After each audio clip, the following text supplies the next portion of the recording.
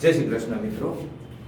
તો છેલ્લા લેક્ચરની અંદર આપણે પરમાણુ ક્રમાંકને તત્વોના નામ સંજ્ઞા એના વિશે અભ્યાસ કરી ગયા હતા। ત્યારબાદ એની પહેલા થોડાક જઈએ તો ઇલેક્ટ્રોન છે કઈ રીતે ગોઠવાય છે એ જોઈ ગયા હતા। કક્ષામાં કેવી રીતે ગોઠવાય છે, કેવી રીતે ગોઠવવા જોઈએ એના નિયમો જોઈ ગયા હતા કે મેક્સિમમ બાહ્યતમ કક્ષામાં કેટલા ઇલેક્ટ્રોન હોય, તો કે બાહ્યતમ કક્ષામાં મિત્રો 8 ઇલેક્ટ્રોન હોય, પણ હિલિયમમાં બાહ્યતમ કક્ષામાં 2 જ હોય છે। તો હવે મિત્રો આજે જોવાનું છે આપણે સંયોજકતા વિશે। તો સંયોજકતા એટલે શું, તો કે આપણે લખી દીધું તો અહીંયા, પણ બુકમાં એની 3 વ્યાખ્યા આપી છે।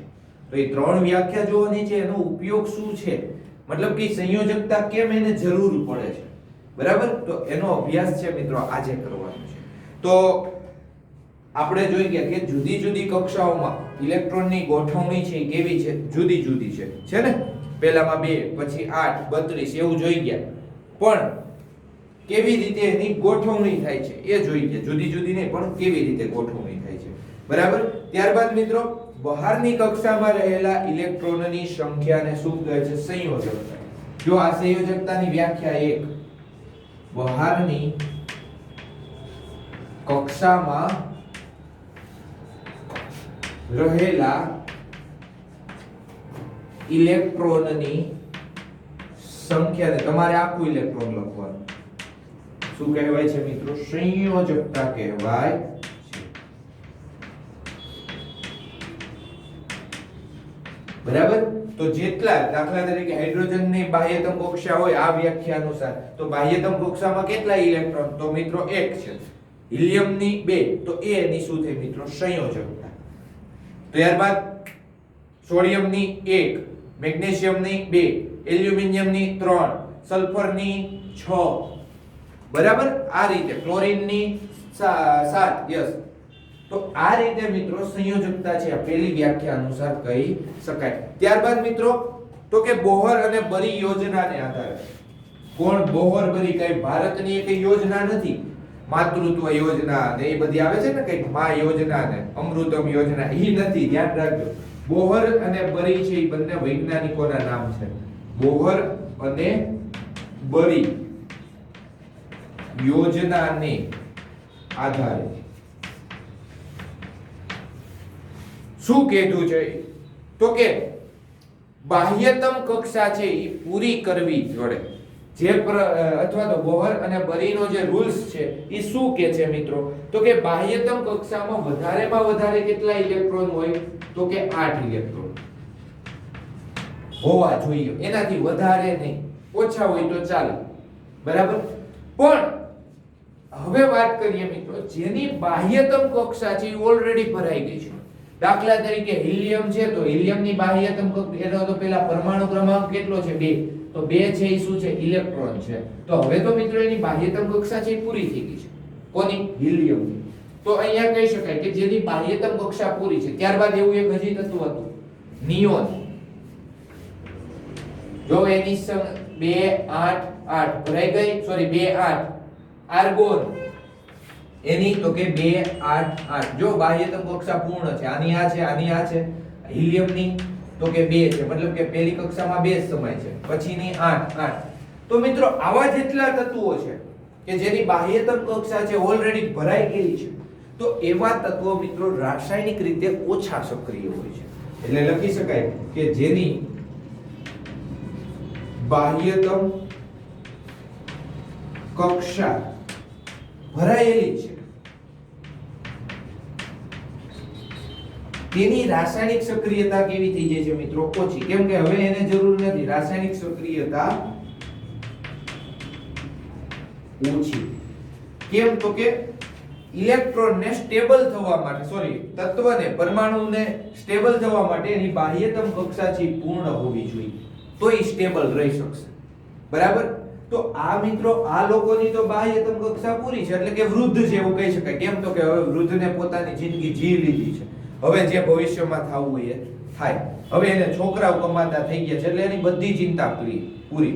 તો એવી રીતે આ જે તત્વો છે કે જેની બાહ્યતમ કક્ષા ઓલરેડી ઓટોમેટિકલી ભરાયેલી છે, એને કેવા તત્વો કહેવાય છે મિત્રો? નિષ્ક્રિય તત્વો. અને એની રાસાયણિક સક્રિયતા ઓછી હોય, બહુ ઓછી, મતલબ કે બીજા સાથે ઝડપથી સંયોજાશે નહીં. ક્યાંય તમે આમ નહીં જોવો, NaCl જોવો છો બરાબર, પણ આવું નહીં જોવો HeCl, ArCl કે NeCl, એવું નહીં જોવો. કેમ તો કે એ પ્રક્રિયા જ નથી કરતો, એની પાસે પ્રક્રિયા કરવા માટે હવે કઈ ખૂટતુંય નથી અને આપવુંય નથી, મતલબ કે હવે પ્રક્રિયા કરી શકશે નહીં. એટલે એને કેવા તત્વો કહેવાય છે? નિષ્ક્રિય તત્વો કહેવાય છે. કેવા મિત્રો? નિષ્ક્રિય. તો નિષ્ક્રિય તત્વો છે, તત્વો એના ઉદાહરણ આપો તો તમારે 3 જ લખવાના છે: હિલિયમ, નિયોન ને આર્ગોન. આ સિવાય ઘણા બધા છે બરાબર. ટોટલ 108 આવા તત્વો છે આપણે, એટલે નિષ્ક્રિય નહીં, બધાય તેની 1 થી ચાલુ કરી 108 સુધી આપણે છે લખી શકીએ છીએ તત્વો. પણ આપણે ભણવાના વિષય છે, આગળ જશો એટલે તમારે જુદી જુદી શ્રેણીઓ છે ઈ ભણવાની મિત્રો આવશે બરાબર. અહીંયા સુધી કમ્પ્લીટ થઈ ગયું. હવે મિત્રો વાત કરવાની હતી તો કે આ બધાયમાં મિત્રો હિલિયમ છે એ અપવાદ છે. કેમ તો કે એની એક જ એવો છે કે એની બાહ્યતમ કક્ષામાં 2 ઇલેક્ટ્રોન છે. બાકીની બધી જ જે નિષ્ક્રિય તત્વો છે એની બાહ્યતમ કક્ષામાં કેટલા ઇલેક્ટ્રોન હશે? તો કે 8. એટલે હિલિયમ અહીંયા કેવો છે મિત્રો? અપવાદ છે. હિલિયમ છે એ કેવો છે મિત્રો? અપવાદ છે. કેમ તો કે એની બાહ્યતમ કક્ષામાં 2 ઇલેક્ટ્રોન છે અને બાકીના બધાના તો કે બાકીના બધાનામાં કેટલા હોય છે? 8 ઇલેક્ટ્રોન. ઓકે, ટૂંકમાં લખું છું, ખબર પડી ગઈ? તો આ વસ્તુ થઈ ગઈ મિત્રો નિષ્ક્રિય તત્વો. ત્યારબાદ મિત્રો આ સંયોજકતા શું છે, શું દર્શાવે છે? તો એની માટે આપણે જોઈએ મિત્રો તો કે તત્વોના પરમાણુઓની સંયોજવાની ક્ષમતા, એટલે સમાન અથવા અસમાન તત્વો સાથે રાસાયણિક રીતે છે એ જોડાવાની વૃત્તિ છે, એટલે કે અણુ બનાવવાની વૃત્તિ. એ તો આપણે ભણી ગયા કે અણુ છે, પરમાણુ છે તો કે પોતાના તત્વો સાથે જોડાઈ શકે છે, એટલે કે સમાન તત્વો, અથવા બીજા એટલે કે અસમાન તત્વો સાથે ઈ જોડાય છે. અને શું બનાવે છે? તો કે અણુ બનાવે છે, એટલે કે એની બાહ્યતમ કક્ષા છે એ પૂરી કરે છે. દાખલા તરીકે સોડિયમ છે તો સોડિયમને મિત્રો 1 ઇલેક્ટ્રોન આપવો છે. કેમ તો કે એની બાહ્યતમ કક્ષામાં 1 ઇલેક્ટ્રોન. ક્લોરીન ઈ 1 ઇલેક્ટ્રોન શું કરશે? મેળવશે બરાબર. -1 એટલે ક્લોરીન સોડિયમ એને આપી દેશે, બંને જોડાઈ જશે અને એ શું બનશે? તો કે NaCl. અથવા તો સમાન તત્વો, અહીંયા જુઓ અસમાન તત્વો છે અથવા સમાન તત્વો. દાખલા તરીકે 1 ઓક્સિજન ક્યારેય તમને નહીં મળે તો કે 2 ઓક્સિજન હશે આ રીતે O2, મતલબ કે 2 ઓક્સિજન છે એ કઈ રીતે જોડાય? તો અહીંયા મિત્રો ભાગીદારી થાય છે. શું થાય છે? ભાગીદારી બરાબર. તો હંમેશા મિત્રો રાસાયણિક સૂત્રો છે એ કઈ રીતે બને છે બરાબર, મતલબ કે ઇલેક્ટ્રોન છે એ કઈ રીતે ગુમાવે છે, એટલે કે બાહ્યતમ કક્ષા છે 3 રીતે જોડી શકાય છે. અને મતલબ કે બાહ્યતમ કક્ષા 3 રીતે પૂરી કરી શકાય. એક તો કે ભાગીદારી કરીને, મતલબ કે એમાં કોઈ ગુમાવે નહીં અને કોઈ મેળવે નહીં. છૂટા થાય ત્યારે બંને પોતપોતાના જેટલા ઇલેક્ટ્રોન હોય એટલા લઈ લે, પણ અહીંયા એવું નથી બરાબર. આપલે થાય ત્યારે એવું નહીં, મતલબ કે એક તો ભાગીદારી થાય. જો 2 પાર્ટનર હોય, એકની પાસે પૈસા ખૂટતા હોય અને બીજા પાસે સમય ન હોય, તો બીજો છે એ શું કરશે? તો કે રોકાણ કરશે અને છેલ્લે જે કમાણી થાય એ 2 અડધો હિસ્સો લઈ લેશે. તો અહીંયા મિત્રો બંને પાસે પૈસા ખૂટે છે એટલે બંને પૈસા ભેગા કરે છે અને બંને સ્ટ્રોંગ થઈ જાય છે કે હાલો હવે અમે નવી કંપની ચાલુ કરી, એ કંપની O2. પણ જ્યારે છૂટા પડશે ત્યારે પોતપોતાના 8 ઇલેક્ટ્રોન લઈને છૂટા પડશે. કેમ તો કે પહેલી કક્ષામાં 2 અને બીજી કક્ષામાં 6 હતા. એટલે કેટલા ઇલેક્ટ્રોનની ભાગીદારી કરે? તો કે 2. કેટલા ઇલેક્ટ્રોનની ભાગીદારી કરવી પડે? એને 2, કારણ કે તો જ પૂરી થશે ને. એની વાત અહીંયા નથી પણ સમજવા માટે. ત્યારબાદ એક બીજું છે આપલે, મતલબ કાં તો ઇલેક્ટ્રોન આપે અથવા તો ઇલેક્ટ્રોન મેળવે. એટલે કે ઇલેક્ટ્રોનની શું કરે છે? આપલે કરે છે. ખબર પડી ગઈ મિત્રો? આ રીતે છે તત્વો છે એ જોડાઈ શકે. મતલબ કે જો આ આપે છે તો આ સામે વાળો લે છે, મતલબ કે ઇલેક્ટ્રોનની શું થાય? આપલે થાય અને પોતે છે. દાખલા તરીકે હવે સોડિયમ છે, એને 1 ઇલેક્ટ્રોન ગુમાવ્યો એટલે એની બાહ્યતમ કક્ષામાં હવે કેટલા ઇલેક્ટ્રોન મિત્રો? તો કે સાહેબ 8. અહીંયા 2, ત્રીજી કક્ષા ખાલી. તો મતલબ હવે એની અણુ રચના કોના જેવી હશે? Na+ ની. તો કે નિયોન જેવી. જો થઈ ગઈ ને નિયોન જેવી. પણ કેવાશે તો Na પ્લસ જ, સોડિયમ જ કેવાશે, પણ એની ઇલેક્ટ્રોન રચના છે કોના જેવી થઈ છે? નિયોન છે. એવી રીતે ક્લોરીન મિત્રો, તો કે ક્લોરીન ની બાહ્યતમ કક્ષામાં કેટલા ઇલેક્ટ્રોન છે? તો જોઈએ તો કે 2 7 સોરી 8 અને 7 એક ઇલેક્ટ્રોન ની મેળવે છે, એટલે અહીંયા કેટલા થાય છે? 8. તો આ 2 8 8 હવે ક્લોરીન ની થઈ ગઈ, મતલબ કે ક્લોરીન માઈનસ, બરાબર ને? તો Cl માઈનસ થઈ ગયું ને. આ કઈ રીતે આયન સ્વરૂપે લખ્યું છે આપણે? તો 2 8 7 એક મેળવો એટલે 8 થયા કે નહીં? તો કે આ સાહેબ થયા ને. તો હવે આ રચના કોની જેવી થઈ? તો કે આર્ગોન જેવી રચના છે, ક્લોરીન ધારણ કરશે, પણ કેવા છે? Chlorine minus. ત્યારબાદ મિત્રો સંયોજકતા છે. હવે આયન વિશે થોડીક વાત કરી લઈએ, જે આપણે આગળના ચેપ્ટરમાં બાકી હતો ટોપિક. તો મિત્રો કોઈ પણ તત્વ છે એને સ્ટેબલ થવા માટે ઈ કાં તો ઇલેક્ટ્રોન ગુમાવે છે કાં તો મેળવે છે. એ ગુમાવે અને મેળવે છે ને એ એની સંયોજક એ આયન કહેવાય. દાખલા તરીકે સોડિયમ છે, કેટલા ઇલેક્ટ્રોન ગુમાવે? તો કે 1. તો Na+ જ્યારે ઈ એક ઇલેક્ટ્રોન ગુમાવી દે ને ત્યારે ઈ આયન બની જાય. ખબર પડી ગઈ છે ને? સિમ્પલ. ક્લોરીન એક ઇલેક્ટ્રોન મેળવે ને એટલે ઈ આયનમાં રૂપાંતરણ થઈ જાય. અહીંયા આને આ રીતે લખાય છે. ત્યારબાદ તો કે એલ્યુમિનિયમ છે સાહેબ, એને તો 3 જોઈએ, તો કે 3+, મતલબ કે અહીંયા 3+ છે. ત્યારબાદ સલ્ફર -2 આ રીતે દર્શાવી શકાય છે. તો આયન દર્શાવવામાં શું કરવાનું? તો કે સંયોજકતા એની પ્લસ કે માઈનસ સાથે ઉપર લગાડી દેવાની. કમ્પ્લીટ. અહીંયા સુધી આગળ વધીએ.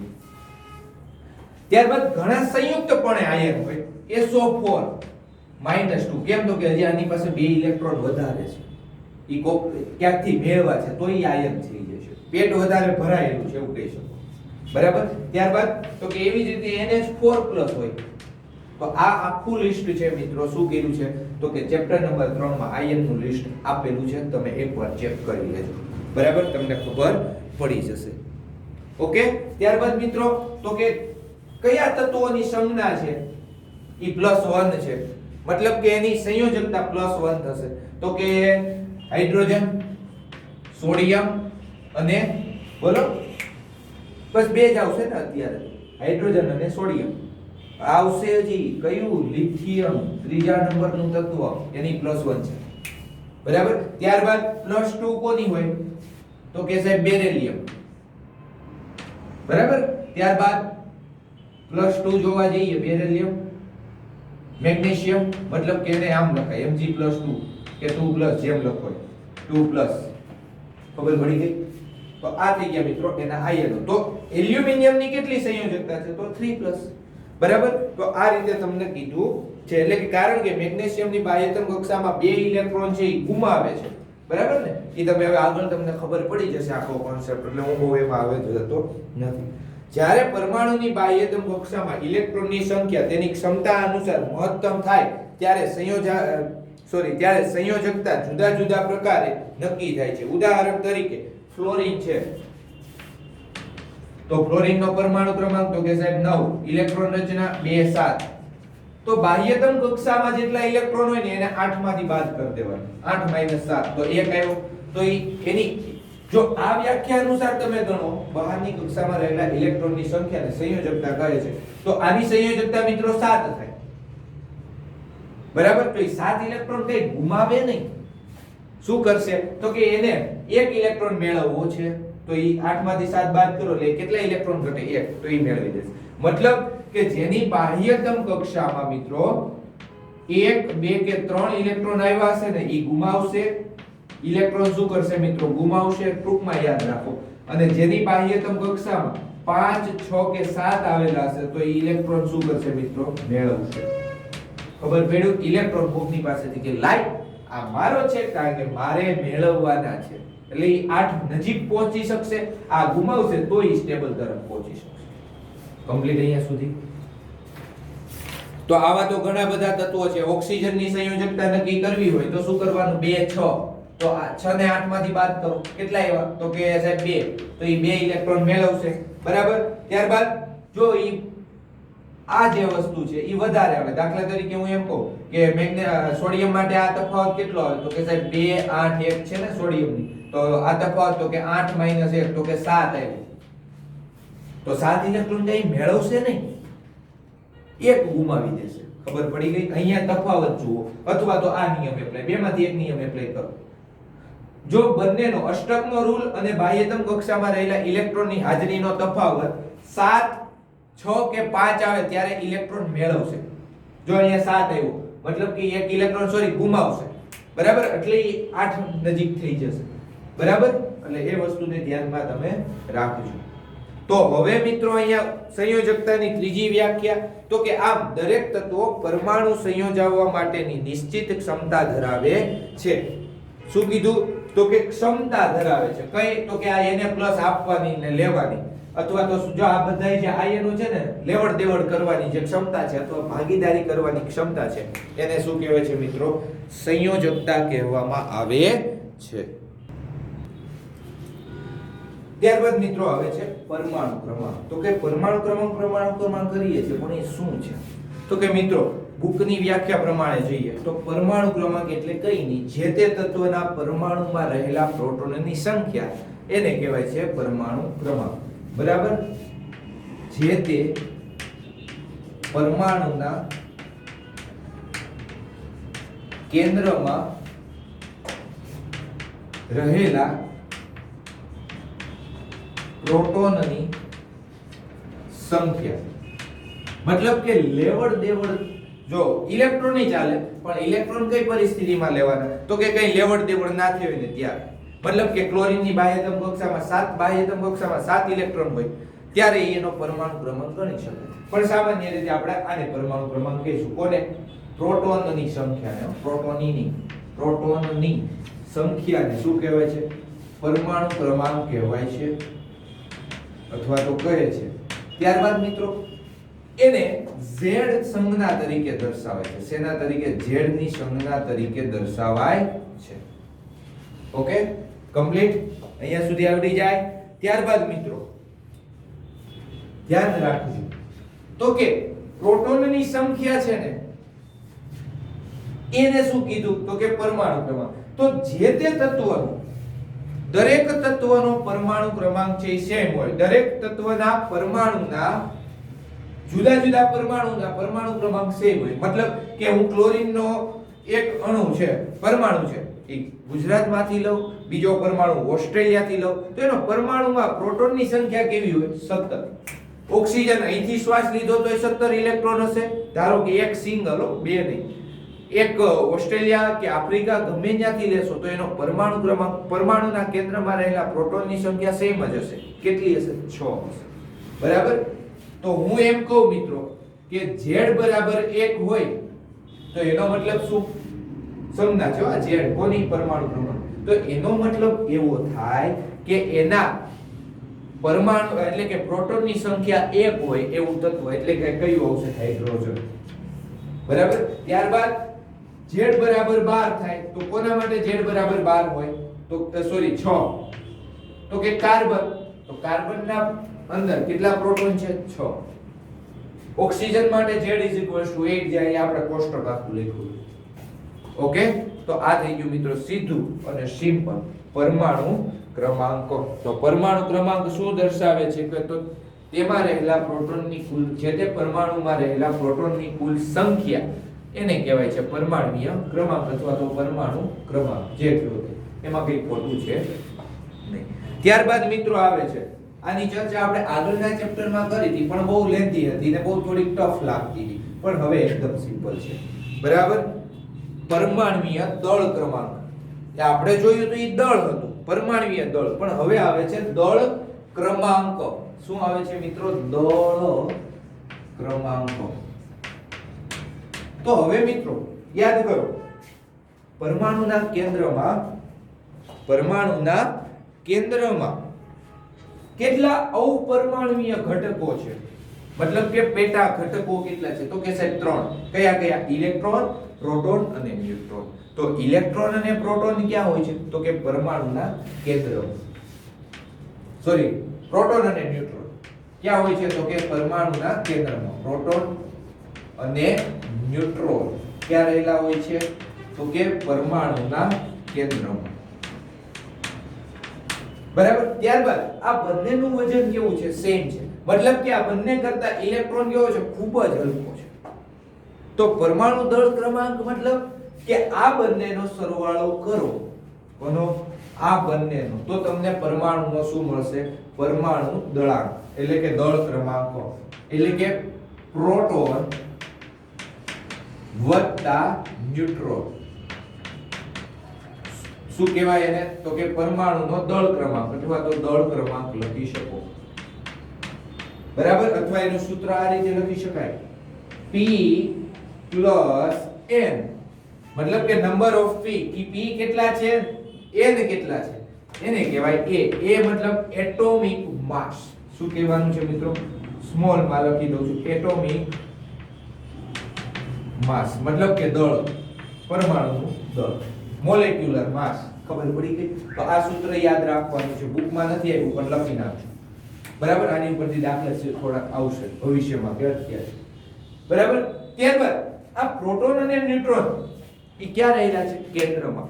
તો એટલા માટે કેન્દ્રમાં એટલે કે આ એને શું કહેવાય છે? ન્યુક્લિયોન્સ. કોને? પ્રોટોન અને ન્યુટ્રોનને શું કહેવાય છે મિત્રો? ન્યુક્લિયોન્સ. ઇલેક્ટ્રોનને કહેવાતો નથી. કેમ? તો કે એના કેન્દ્રમાં નથી રહેતા. પરમાણુના કેન્દ્રમાં નથી રહેતા. પરમાણુના કેન્દ્રમાં બે જ રહે છે, પ્રોટોન અને ન્યુટ્રોન. તો એ પ્રોટોન અને ન્યુટ્રોન શું છે મિત્રો? તો કે ન્યુક્લિયોન્સ છે. શું છે? ન્યુક્લિયોન્સ. ત્યારબાદ મિત્રો કોઈ પણ પરમાણુ, જો દાખલા તરીકે હું કહું કે ઉદાહરણ આપ્યું છે આમાં કે કાર્બનનું પરમાણુય ક્રમાંક છે, સોરી કાર્બનનું જે દળ છે, તો કાર્બનનું દળ કેટલું છે મિત્રો? તો કે 12 છે. કેટલું છે? 12. તો હવે તમને એક વસ્તુ ખબર પડી છે. શું? તો કે કાર્બનના સાહેબ પરમાણુ ક્રમાંક કેટલો હોય? મતલબ કે પ્રોટોનની સંખ્યા કેટલી હોય? 16 હોય. કેટલી હોય? સોરી 6 હોય. તો 6 પ્રોટોન થયા. તો બાકીનું પાછળ શું વધ્યું? બોલો.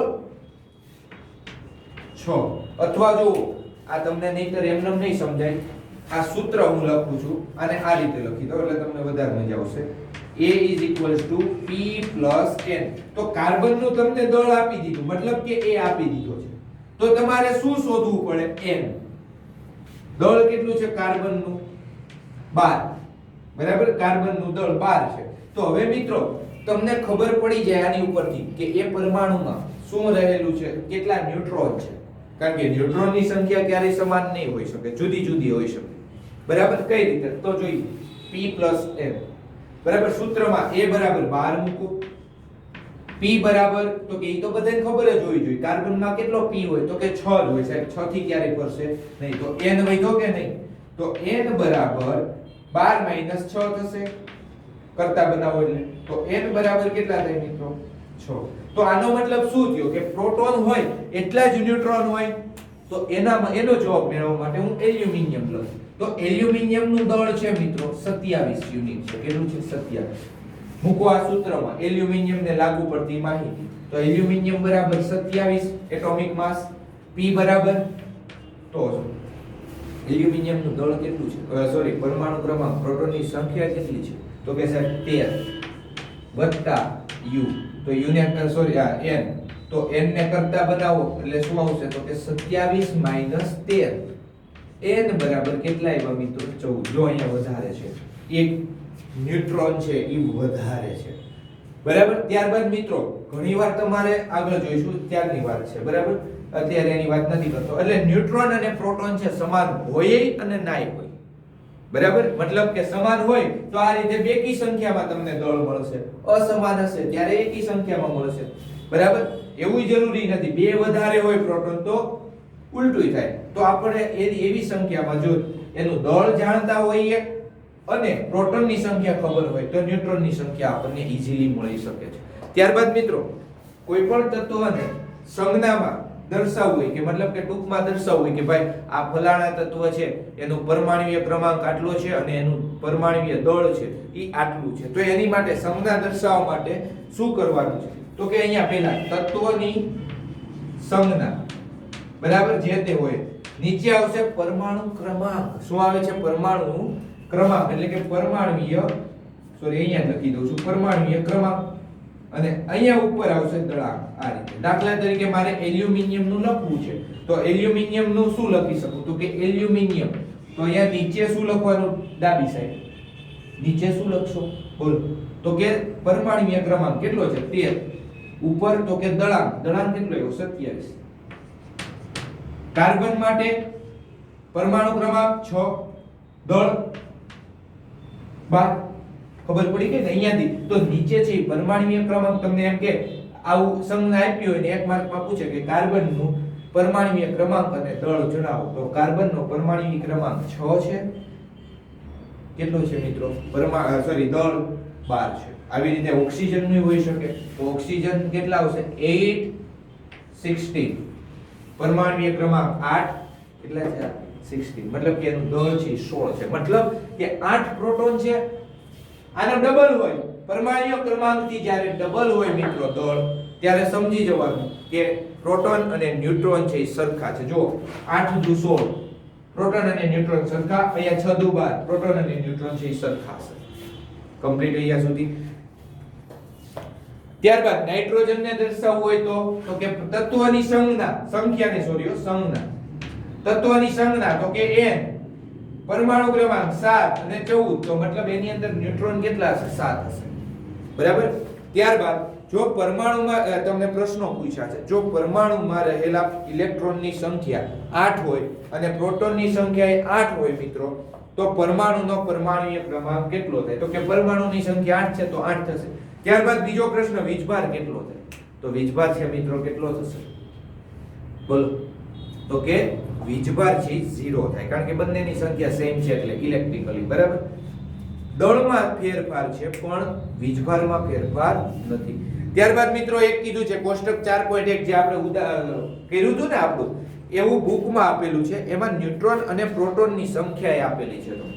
બરાબર. ન્યુટ્રોન અને પ્રોટોનમાં અમુકમાં છે પ્રોટોન હશે એટલા જ ન્યુટ્રોન હશે અને અમુકમાં પ્રોટોન હશે એનાથી વધારે 1-2 વધારે ન્યુટ્રોન હશે. તો એવા તમારે જોઈ લેવાનું ને ચેક કરી લેવાનું કે એનું દળ કેટલું થશે. દાખલા તરીકે હું કહું સલ્ફરનું મિત્રો દળ કેટલું થાય તો સલ્ફર છે એનો પરમાણુય ક્રમાંક કેટલો છે મિત્રો 16 છે, મતલબ કે 16 પ્રોટોન છે. તો તમે 16 જો ન્યુટ્રોન ધારી લ્યો તો એનું કેટલો આવશે જવાબ 32. પણ હકીકતમાં એની અંદર મિત્રો ન્યુટ્રોનની સંખ્યા છે સલ્ફર માટે એટલી જ છે. એક મિનિટ. ઓકે, તો સલ્ફર માટે એટલી જ છે તો એનો પરમાણુ ક્રમાંક કેટલો થશે 32. તમે સરવાળો કરી શકો. ત્યારબાદ જુદું હોય એવું લઈએ આપણે તો દાખલા તરીકે સોડિયમ છે તો સોડિયમનો મિત્રો પરમાણુ ક્રમાંક 11 છે. બરાબર. ત્યારબાદ એની અંદર ન્યુટ્રોન છે 12 છે તો એનો કેટલો થશે પરમાણુ દળાંક એટલે કે એ કેટલો થશે 23 થશે. કે જો અહીંયા ન્યુટ્રોન 1 છે વધારે છે. તો આવી રીતે તમે કોષ્ટકમાંથી પ્રોટોન અને ન્યુટ્રોનની સંખ્યા છે એ જોઈ લેજો અને એની આધારે પરમાણુય દળાંક જે તે તત્વનું છે એ નક્કી કરી શકો છો. બરાબર. તો અહીંયા આપણે લેક્ચર છે એ પૂરો કરીએ છીએ. થેન્ક યુ મિત્રો.